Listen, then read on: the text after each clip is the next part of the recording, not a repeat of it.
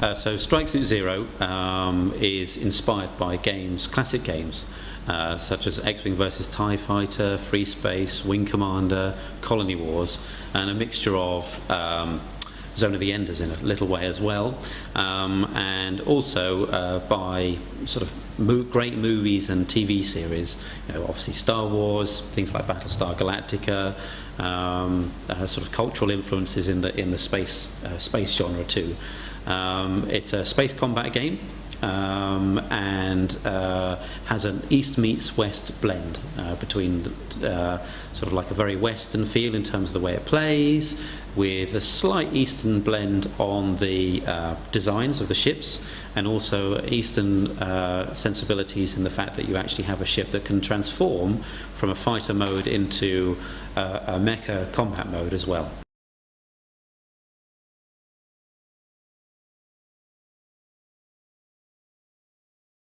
Important to us to make you feel like the hero, and that there's something special about you, and especially the strike suit, the ship that you're in, and that's what makes you heroic.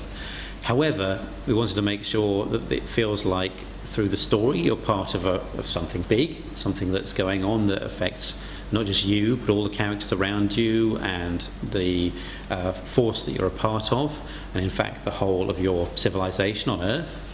But also during the combat, that it wasn't just about you fighting something and those things only care about you.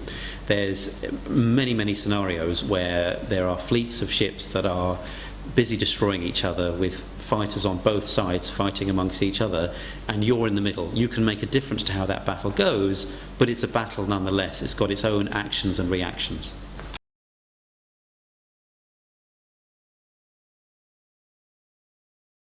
We got in touch with Paul and Junji right near the beginning of the game, because we were very inspired by their work.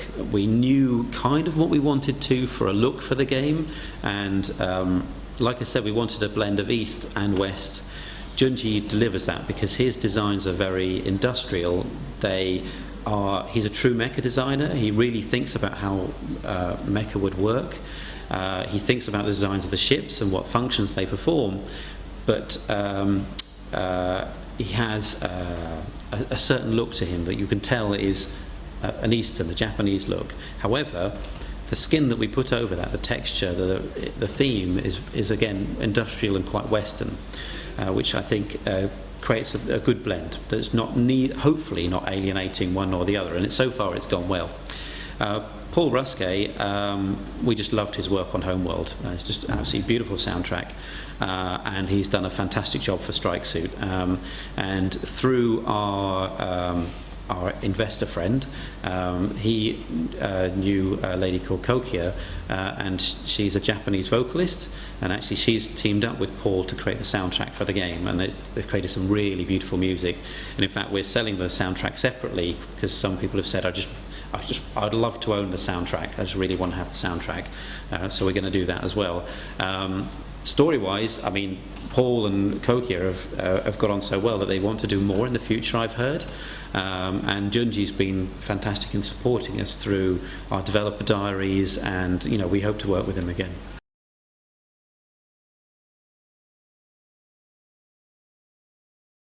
Well, the mod editor is coming along really well. I mean, the Kickstarter backers allowed that to happen by taking us over the line on Kickstarter and achieving our stretch goal. We've been creating the mod editor, and there's a guy called Will back in the office. He's been working on that, working really hard, and it's coming along really well. I mean, you can change the craft, you can change what's on the craft, you can change the mission elements. There's a lot of the game that you can change. If somebody wants to try and recreate something from another IP or game or whichever in our mod editor, I want them to be able to do that, because I know what I would do if I had hold of the mod editor. I used to love editing anything I got my hands on many years ago, like all the Quake and Half-Life editors and so on. So I know what I would do if I got hold of this. I can't say what I'd do, but I know what I'd do. So I hope to see some of those experiences created in our game. It should be really interesting to see what people do, and then once they try some things, maybe they would help us by saying, okay, I could do up to this level of detail, but I'd really like to have that part of the game unlocked so I can create this or this or this. So we'll see. Yeah, that's exactly. I mean, they should be able to do a lot, but we hope to open up more as time goes on.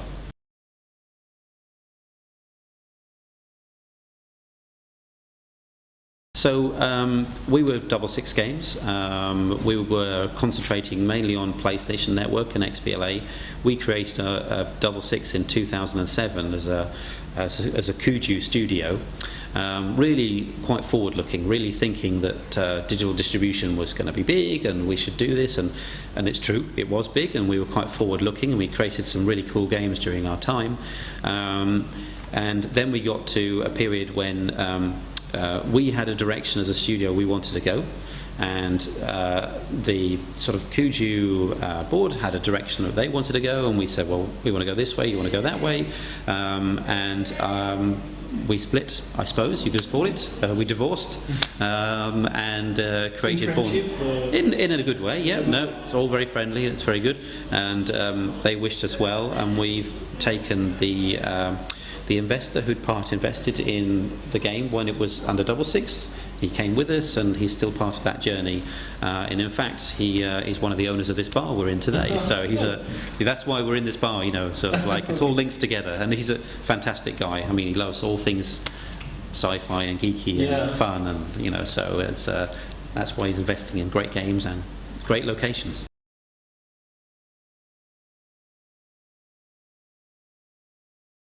Kickstarter's been fantastic. I mean, we can't believe how good the experience is. It goes way beyond the financial. I mean, our reasons for doing Kickstarter were not to start our game, we'd already started, but actually to give ourselves more time to complete the game, because we had been to Eurogamer and PAX and Gamescom. We had lots of feedback from all those shows. We looked at the game itself and just knew that we could just do a little bit more, and everybody always says that, they always want to do a little bit more, but we thought, how can we get ourselves that extra time? How is that possible? So we looked to Kickstarter to fund ourselves for a few more months, so that we didn't have to come out in October, but actually come out in January. And it's a gamble, because you don't know it's going to work, but we felt that as long as we gave an honest story, we were honest with the people, and we said it as it is with our video, and said we just want a bit more time, we can make it so much better. Here's what it looks like now, and here's the things that we want to do, and that really worked. Now the Kickstarter, not only did the backers really get behind us, and you know, it was successful, and we achieved the goal and more.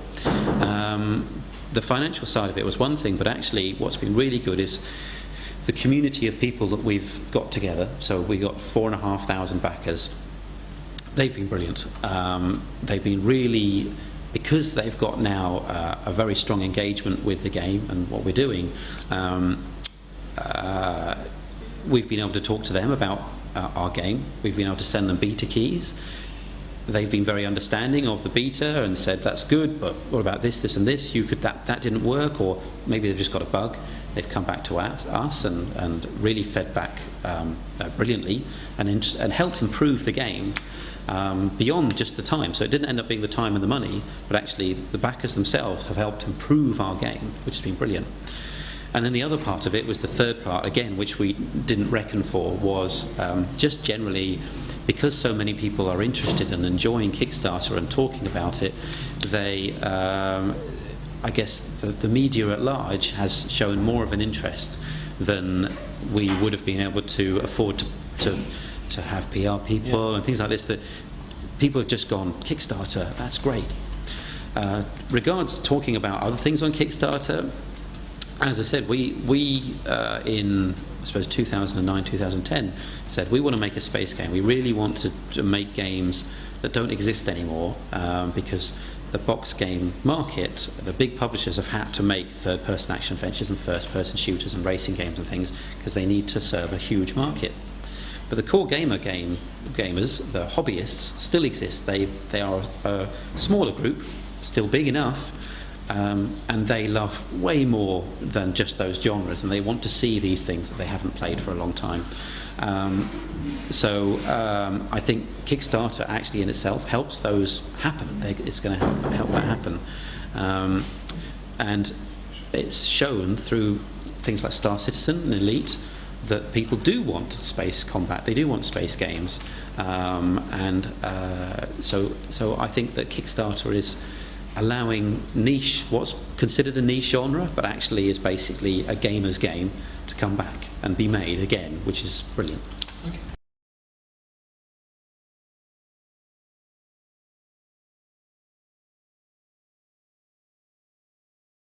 I think it's not just the space opera genre or the space genre. I think there are a lot of genres that are going to come back, and in fact new ones being invented. And I think that's because of digital distribution means that the developers have a direct relationship with the customer. It's taking out the middleman to some extent, but also because you can reach a niche on a global basis. I mean, the iPhone is a fantastic example of that, whereby there are millions of people with them, and there might be tens of thousands of people which is a very small niche, who like turn-based tactics games, for example. But a developer can say, well, I like to make turn-based tactics games, I'm going to try, I'm going to make one, and actually those tens of thousands of people, as long as I make a good game, they'll buy it, I'll serve them, they'll talk to me, and I'll have this great relationship one-to-one with my now community, because they like me, I like them. I'll make games for them, and they can tell me what they'd like to see next and how different I could make it. And I think that's the same with Steam and digital distribution and PC, especially at the moment, creating those relationships where you go on Steam and there's turn-based RPGs like the old Eye of the Beholder, and bizarre indie games, and alongside big AAA games. And I think that's really, really healthy. And I think, and I keep saying this, that I think that now is a great time to be a gamer, because you're getting so many experiences, and you can get them instantly. You can get them really quickly, and you can have experiences of things that in the last almost 15 years. And I think it also breeds a new kind of relationship, which I think is really healthy, between, again, developer and player, in that the developer can actually say to the player, my game's not finished. Not all of them perhaps, but some say, my game's not finished. I'm going to give you a white box of a level, but I know that you understand enough now. I've seen that you understand enough that play it, tell me how it worked. I'll put some metrics in so I can see how you play, and also write to me and tell me what you thought. And then I'll improve that, and I'll learn from that experience. And then when the game comes out with not only that level but more levels, I'll provide you a great experience. And I think that whole sort of like open, closed alpha, closed beta, open beta sort of model can work not just with multiplayer online games, but actually with lots of different types of games, where you've now got a relationship with your community, and you can ask your community to work with you to create what they will then consume and enjoy.